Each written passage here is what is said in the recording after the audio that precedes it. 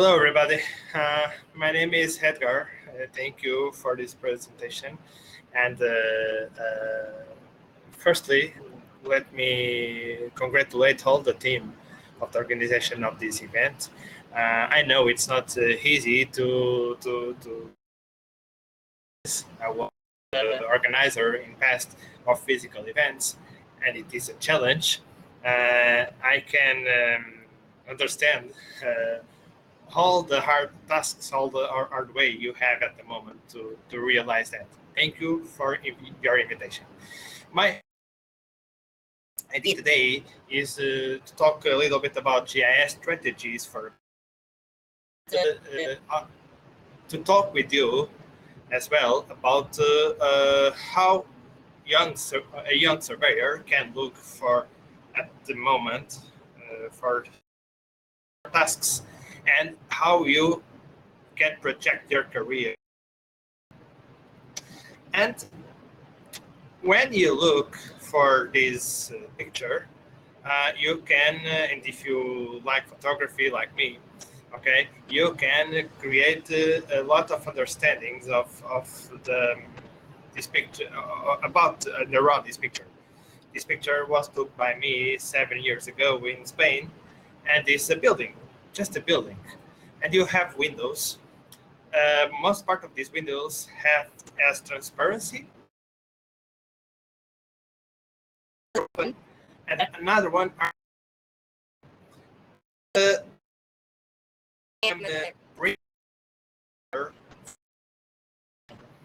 the way I look for GIS, for data, for GIS strategies are totally related around that. When you look for data and GIS, it's more and more important to have transparency, to have connections between data, and sometimes you need the to have a strong connection between the databases, GIS, and your daily operations. To improve the situation and the challenge you have on your upfront. And this brings me for the past. The past show us the evolution of our society, and however, I love to look for discoveries times 5 centuries ago to understand how the technology evolved, how the technology has evolution for the worldwide development. I think you know Portugal and Spain were the two main countries 5 centuries ago to sailing around the world by oceans, through oceans. And in this map, I just want to point you for two routes you have here. One is the way the Portuguese discover India by sea around 5 centuries ago. And another route you have is about the circumnavigation of the world by Magellan. The story behind that is when Portuguese discovers India, okay, was a big mark in the evolution of the world, because between Europe and India, all the commercial trades were this route.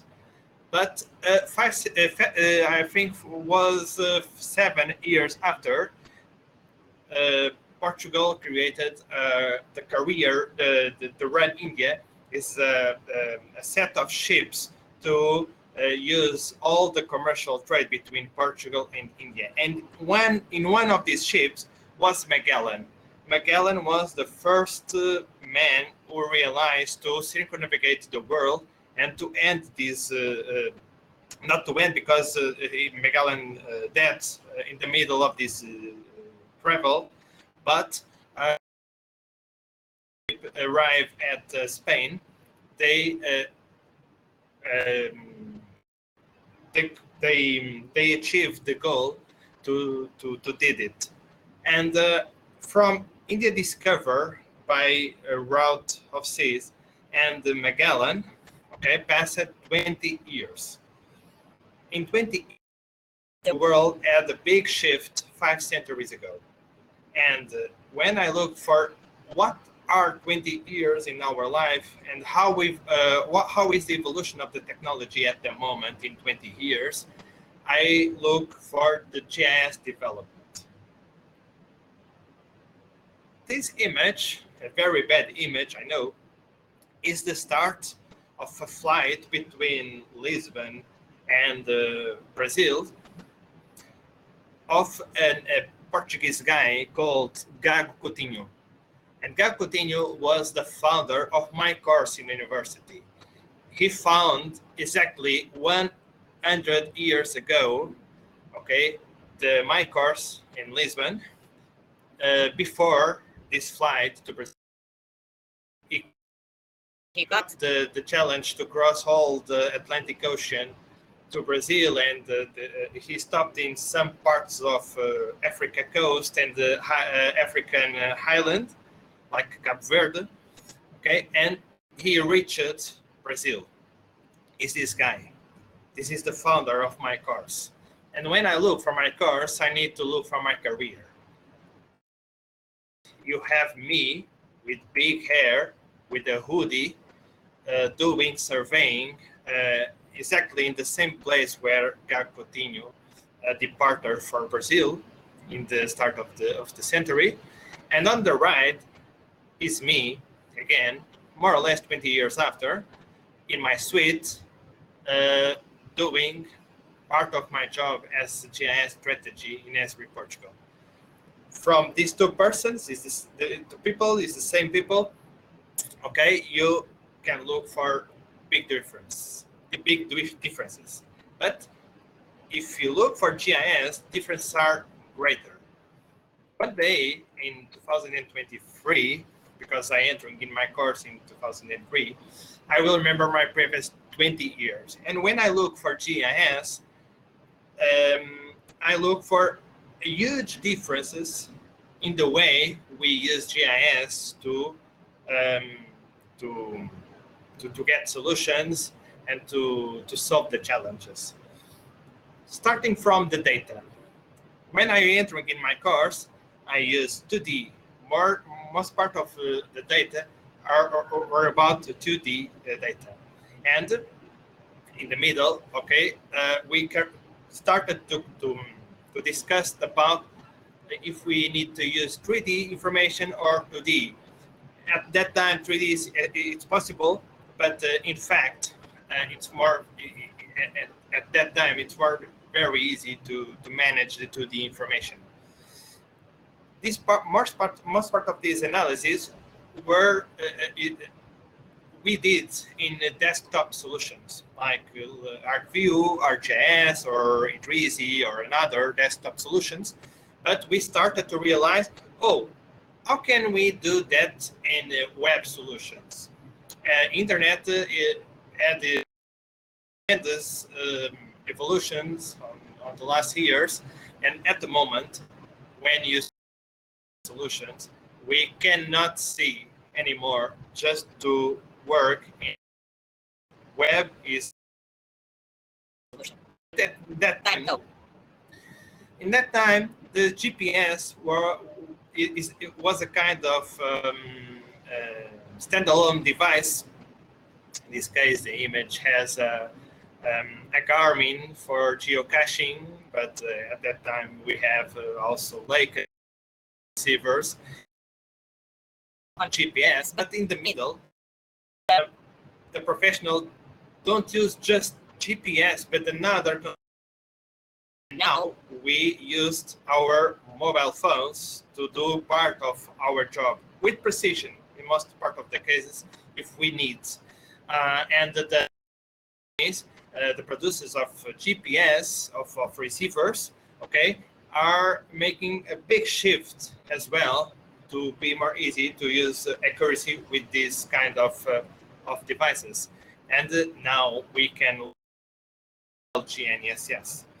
And in the past, the power is to have the data close pocket or in my computer, not open.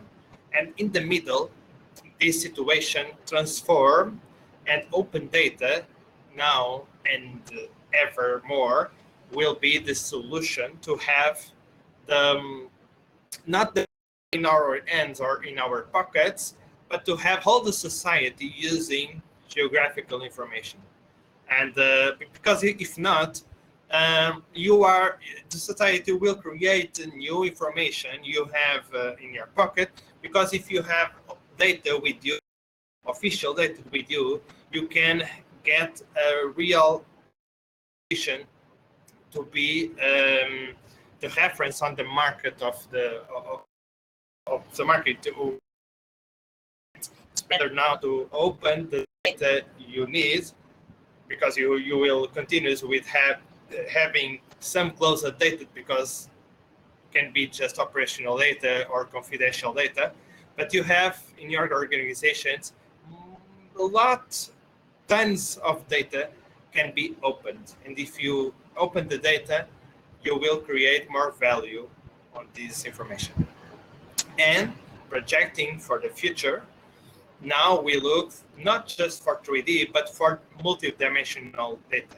When we talk about oceans, sea, land, soils, multidimensional data with time enable information is crucial to get more deep analysis about about the thing you are analyzing. About web, it's okay. I think all of us understand the importance of the web, but when you have the strategy to implement a GIS, you need to look if you will use a SaaS, a software as a solution, or a platform as a solution, or if you need to integrate information between different systems, or if you have more than one GIS systems or in different organizations, and you need to create the systems of systems. It's the way you have to get collaboration between professionals, between entities, and now we are discovering this way to do our works in GIS as well. And I think in 3-5 years, systems of systems will be very important for the development and to solve the challenges you have on your front. When you look for mobile, okay, it's very important. I mentioned before, like Rainbow and other companies are doing a big effort to create a new generation of receivers, but you need to look for sensors with the Internet of Things. When you have a solution in your mobile phone, you can define if you want to a map-centric application or form-centric application, because it's very important to have accuracy, but it is also very important to have characterization of the geometries you collect from the field, or you can create your own application, and it's better to use SDKs to development of a new application. And this will point to the society for an open science. And in the middle of this, it's very, very important to take into consideration the high standards of privacy and security. It's very, very important because you have all the days a lot of people trying to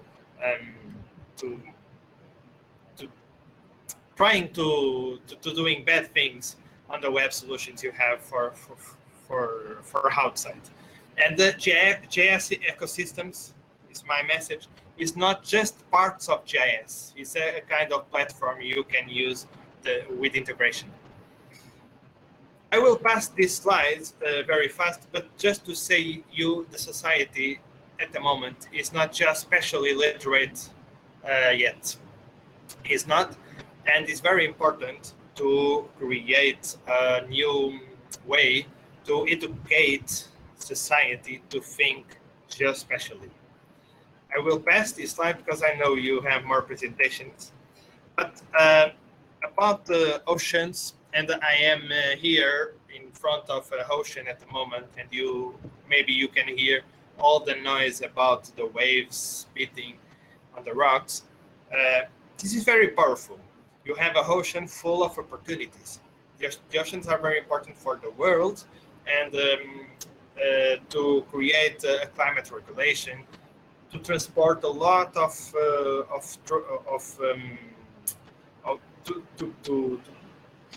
as a mean to have a marine transportation, to recreation, for the economy. But when you look for the ocean, you need to know how the water is not drinkable, and it's very important to keep the drinkable water for the people. And it's very important for you and for your career to identify what is your footprint in terms of the tracking carbon emissions. And all the ways, and COVID showed us this, we have a lot of ways to do that and to reduce our carbon emission. And GIS and our profession can be on the stage to help the society to transform the way we emit carbon. And we can do a very important job to have a sustainable world. I will show you a short video just to finish, but here is very important to show you or explain you how to be surveyors for a better world. Someone showed the sustainable goals before. I think was the presenter of Cadastre. But for us to be better for this world, we need to support the openness of data of your country. In Europe, you have more open data at the moment than 10 years ago. In Africa, I know you are doing a big effort to do the same, but we need continuous to press this situation. It's important to organize and enroll in mapathons because the cartography needs to be more improved and more with more detailed and more open for all the society. Build strong local communities, and young surveyors is a very, very good way to do that. Use GIS to engage with another ones, and invest in digital to be the surveyors of the future. I will show a video now, and please take attention of this video because talk about digital transformation, okay, and talks about how you can develop your career to be more useful for the future.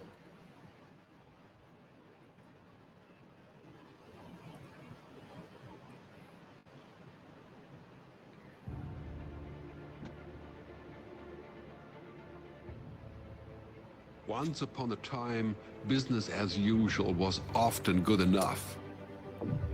No more. Where we are going, good enough is dead. A world where everything is connected, where everything is equally excellent, where performance is reaching perfection, there's only one space left to innovate in: you. Right now, you are a central point in the raging tornado of change fueled by digitization, mobilization, augmentation, disintermediation, automation. Well, the list goes on. Science fiction is becoming science fact. Think about self-driving cars or computers that can learn and think. The way we work will never be the same. The skills we need will be dramatically different. Winning or losing are now happening faster than ever before.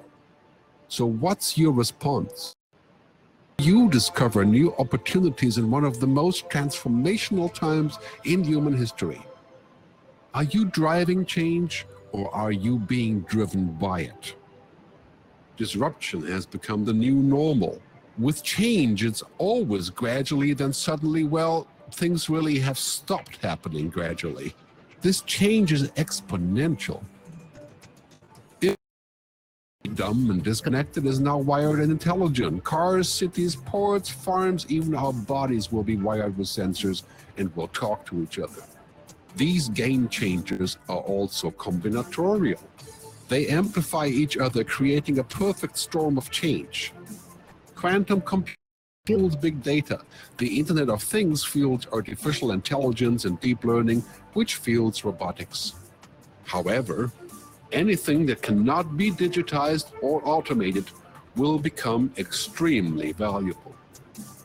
Human-only traits such as creativity, imagination, intuition, emotion, and ethics will be even more important in the future, because machines are very good at simulating, but not at being. Yes, robots and software will do some of our work, but this will allow us to focus on things that cannot be automated. To imagine change squared, you've got to start engaging more with what might be, not just with what is. Immerse yourself in the immediate future, 5 to 7 years out from today. We need to technology and data to reach human insights and wisdom. It represents the how of change, but human holistic business.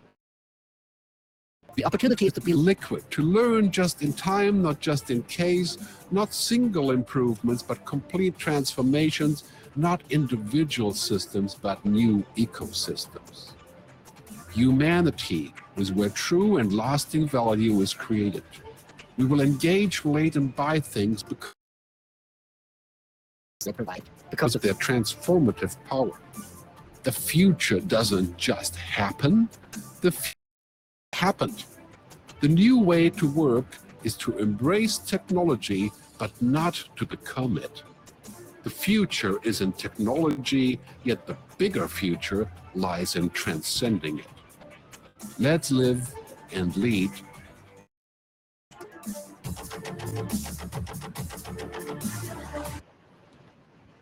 Just to finish, remember, you are a surveyor and you are very important for the next times.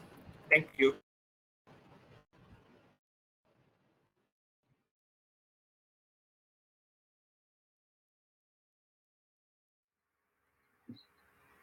Okay, thank you very much. It's a pleasure to be part of the conference. It's a pleasure to be with you today.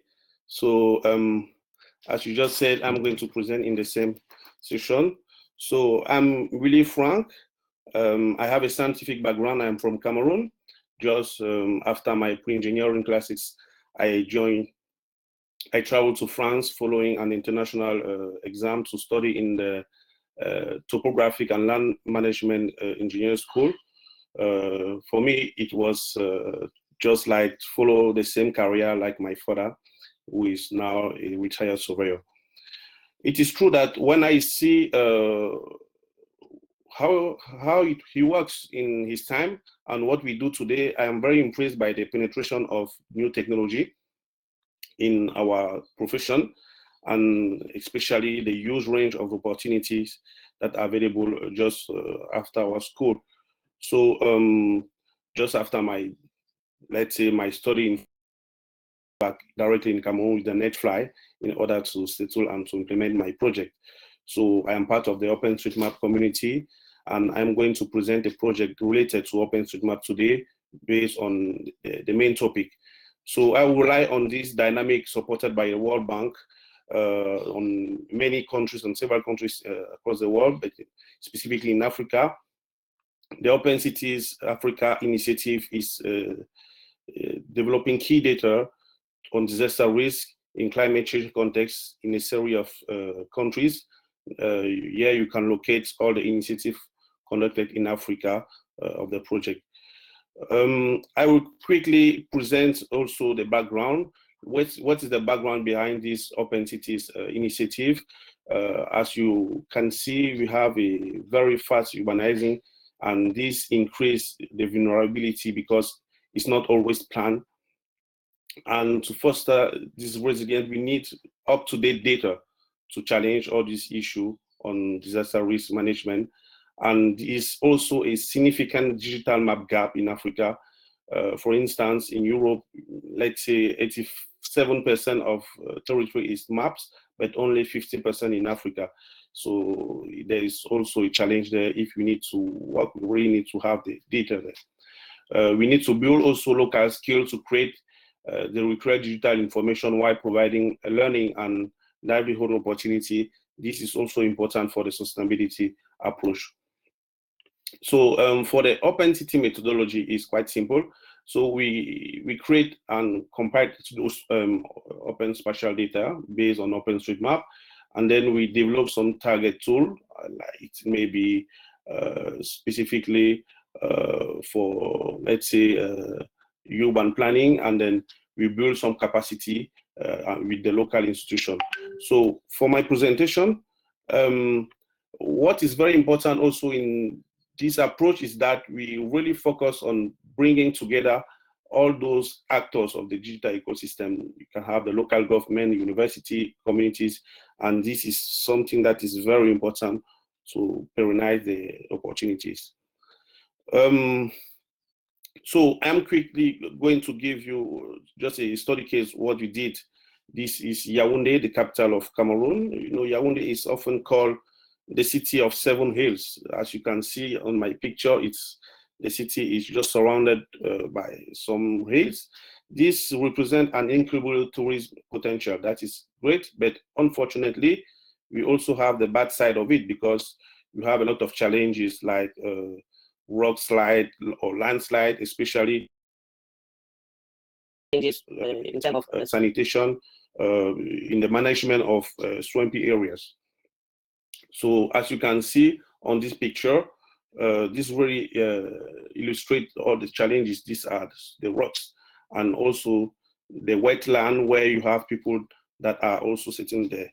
So we work in 2 districts of Yaoundé to try to integrate this multiple approach to understand and to bring better response on these challenges.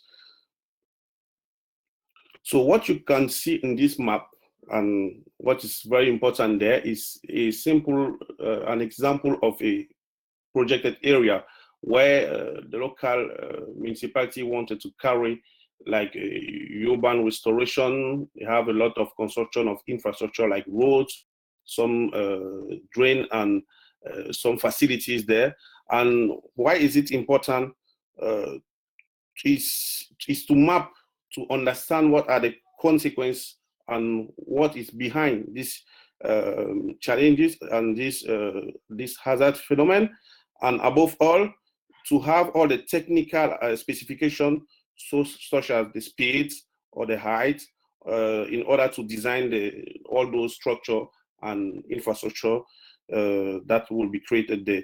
So we decided to acquire both by modeling and population consulting. So just to give a fast summary of what we did there,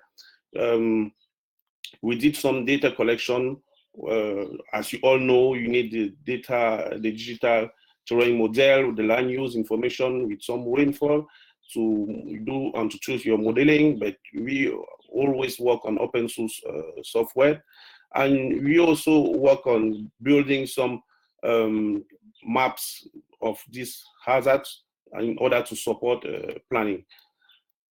So what is really important in the approach is that we really want to combine multiple source scientific data with citizen participation to improve the consideration of the risk in the urban area.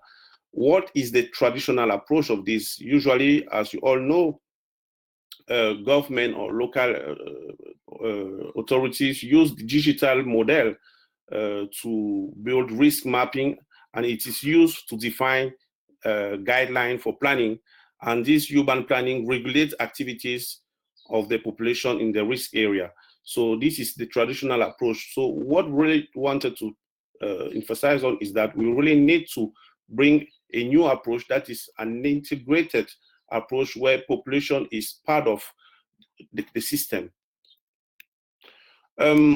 What is really important also in this approach is that when we map using the scientific approach, what we notice is that we have great incomes, we have great results from the scientific modelization, But when you go and speak with the population, you have some data there that also help to contrast the result of your calibration model, because in some certain area, you don't have your scientific model do not say anything in a specific area, but the population would tell you that in this specific area that they have been challenging, there are some difficulties. So you have to integrate this into your model also. And in some specific area, maybe population may identify some problems and your model does not identified the problem. So you need to understand how come and what are the indicators that you need to take into account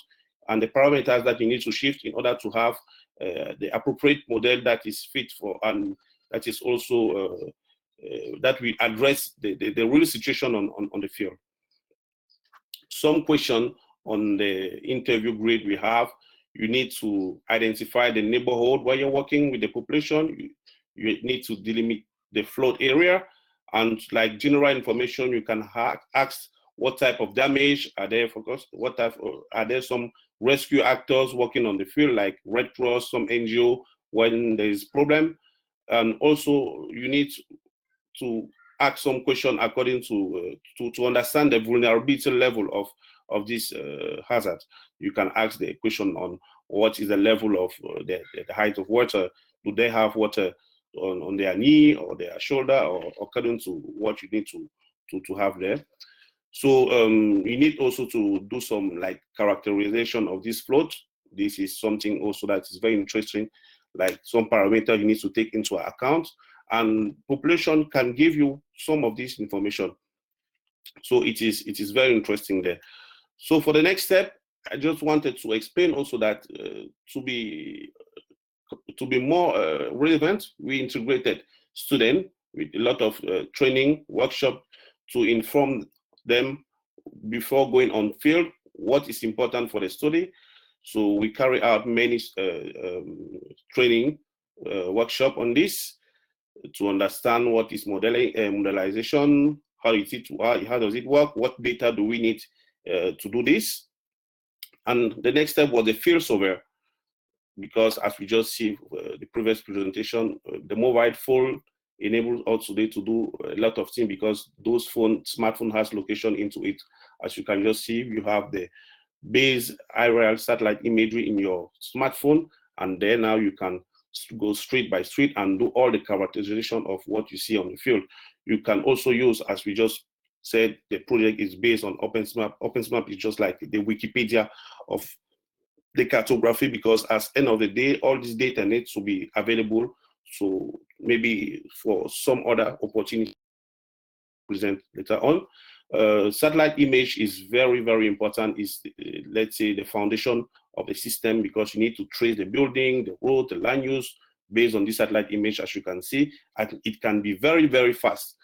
From there, you fill the digital gap of the map, because in some area you don't even have the map. So with this approach, people map very fast in order now to overlay on this map all the hazard, because we work with the population to identify with the participatory approach what are their knowledge on this system.